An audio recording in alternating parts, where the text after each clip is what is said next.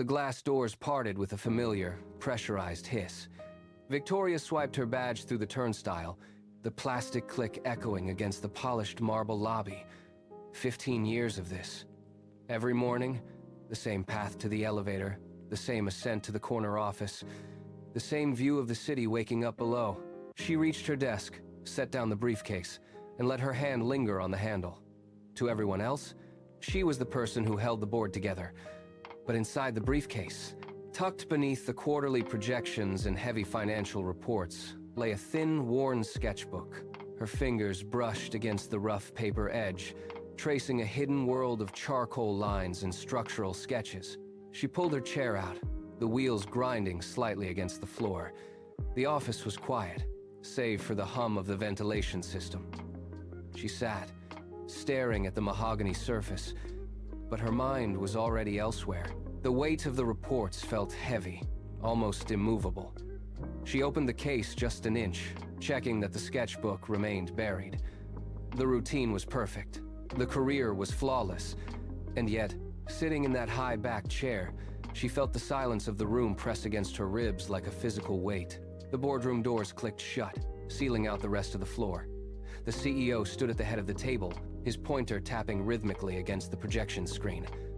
A jagged line of revenue growth climbed across the graph, glowing in the dim light. Victoria sat at the far end, her notepad open, pen poised. Beside her, a colleague leaned in to whisper about the quarterly projections, but his voice became a dull, rhythmic vibration. Victoria looked at the screen. She did not see the trajectory of company earnings. She saw the way a sleeve could taper at the wrist. She watched the light catch the edge of the screen and imagined the sheen of heavy silk falling from a shoulder. She lowered her gaze to her own hands resting on the polished wood. She flexed her fingers, testing the tension of invisible thread. The CEO asked for her input on the market share figures. She did not look up. She was visualizing the precise curve of a neckline, calculating the fall of a hem against a floor. The numbers on the screen flickered, meaningless pixels. She blinked, the room sharpening back into focus, but the boardroom felt like a set piece in a play she had stopped acting in. The silence grew as she remained motionless, staring at her hands while the entire room waited for an answer that would never come. The apartment was silent, the air still and cold. Victoria entered, dropped her keys in the bowl, and walked straight to the mahogany desk she had installed in the study. She swept the stack of balance sheets into the trash, the paper rustling sharply in the quiet room. She reached into her bag and pulled out a worn, spine-cracked book. She flipped through the pages until the paper stopped at a specific line. She read the words aloud, her voice steady in the empty space. Faith is the ability to see what others cannot yet see. She placed the book down on the clear desk surface. The wood was bare, stripped of the paperwork that had defined her for years. She reached into her side pocket and pulled out her company ID card.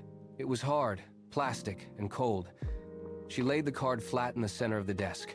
The light from the lamp caught the surface of the plastic, reflecting a sharp white line across the dark wood. She stood back, her hands empty, and watched the card. It was an object of status, now reduced to a piece of plastic. She turned off the lamp, leaving the card in the dark, and walked toward the bedroom. The decision was made. The weight in her chest shifted, replaced by a sudden, sharp clarity. The next morning, the HR office air smelled of stale coffee and industrial carpet cleaner. Victoria walked in, her footsteps rhythmic and deliberate on the tiles. She stopped at the desk and slid the white envelope across the glass. The HR manager looked up, his pen hovering in midair. He tapped the letter with his index finger, then pulled it toward him, his eyes widening as he read. He stood up, leaning over the desk. He spoke of the 15 years invested, the board respect, and the golden career she was dismantling in seconds. He gestured to the window, toward the tower that housed her office. Victoria remained silent. She did not defend her choice. She did not argue the merits of her departure. She simply watched his hand tremble as he gripped the pen. She reached into her bag, pulled out her desk key, and placed it on the blotter with a sharp, metallic click.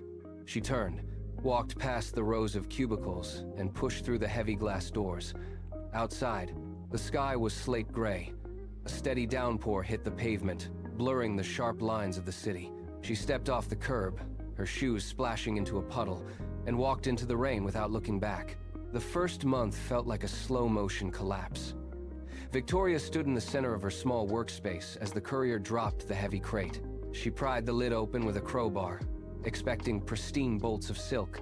Instead, a sour, damp scent hit the air. The fabric was water-damaged, stained with dark, irregular blotches that rendered the material useless. She pulled a length of it through her fingers. The fibers frayed and snapped under the slightest pressure. She dropped the bolt, the thud echoing in the hollow room. She sprinted to her laptop, fingers flying across the keys to check the launch site. The browser screen hung, a spinning wheel of gray pixels mocking her progress. She refreshed the page. Error 503. Server overload. She clicked again, forced a hard restart, and watched the error message blink back at her in cold, red text. The bank notification arrived on her phone a second later. Her balance had plummeted, stripped away by shipping fees and server maintenance costs. She stared at the screen, the numbers flickering in the dim light. The venture was not just struggling, it was hemorrhaging. She leaned against the desk, the wood grain biting into her palms, and watched the cursor pulse on the empty page. Victoria slid down the wall until she sat on the hardwood floor. Around her, the room was a cemetery of ambitious intentions. Unsold dresses hung from every available hook, their hems brushing the floorboards. She stared at the phone resting on the rug. It remained dark, a flat piece of glass that had not hummed or lit up in 4 days. The silence felt heavy, pressing into the corners of the room like rising water. She shifted her weight, the cold floor biting into her skin. Her bank balance, a double-digit number on a scrap of paper, sat beside her like a taunt. Every muscle in her neck ached from the tension of the previous weeks. She reached out, her fingers trembling, and pulled her frayed sketchbook from the pile. She turned the pages, feeling the rough texture of the paper beneath her thumb. The intricate designs she had drawn during endless meetings seemed distant, almost foreign. Doubt began to coil in her stomach, sharp and insistent. She looked at the dresses, then back at the ink on the page. The gap between the dream and the reality felt wider than ever. She gripped the pencil, her knuckles turning white, and waited for a sound that refused to come. She stood up and shoved the doubt aside. The phone remained silent, so she stopped waiting for it. She opened her laptop, not to browse, but to study. For weeks, Inze watched hours of digital marketing tutorials, her eyes burning from the screen glare as she learned to code, manage analytics, and target niche audiences. She stopped designing and started executing. She retreated to the sewing machine, the needle flying in rhythmic, punishing bursts. She worked until the skin on her fingertips split and bled, staining the fabric edges, but she didn't stop to bandage them. She wrapped the wounds in scrap silk and kept the machine running. By the end of the month, she had 10 perfect prototypes. She packed them into a heavy garment bag, the weight digging into her shoulder as she walked out the door.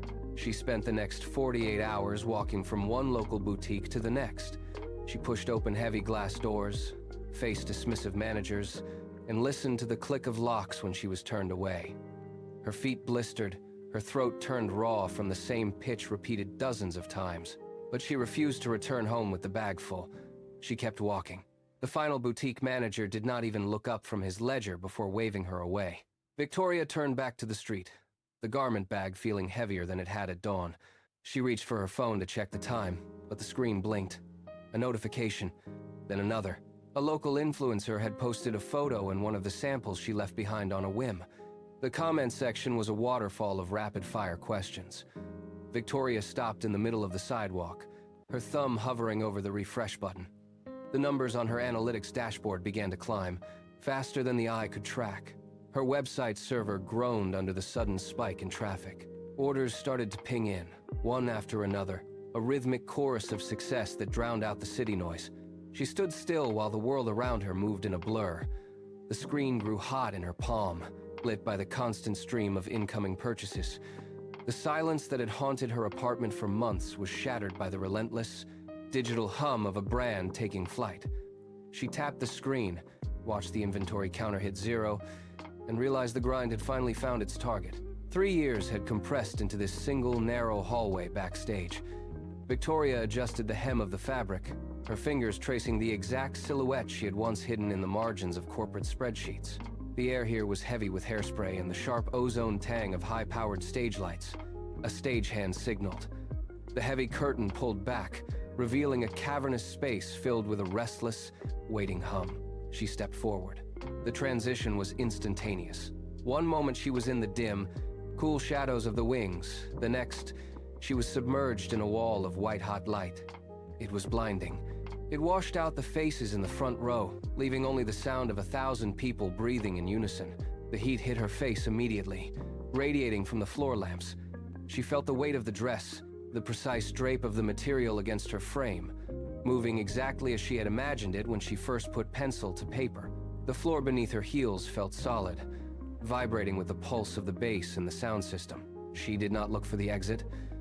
She looked straight ahead, her vision sharp, her pulse steady, feeling the sheer physical reality of a dream that had finally become her environment.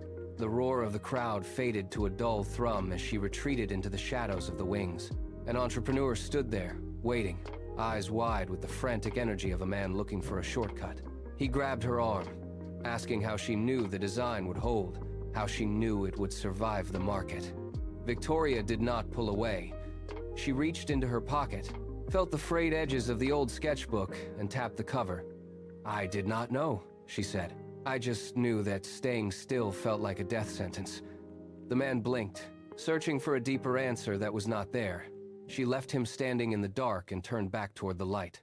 The hum of the crowd began to rise again, a living, rhythmic sound that pulled her forward. She walked toward the runway, the floor planks firm and familiar beneath her feet.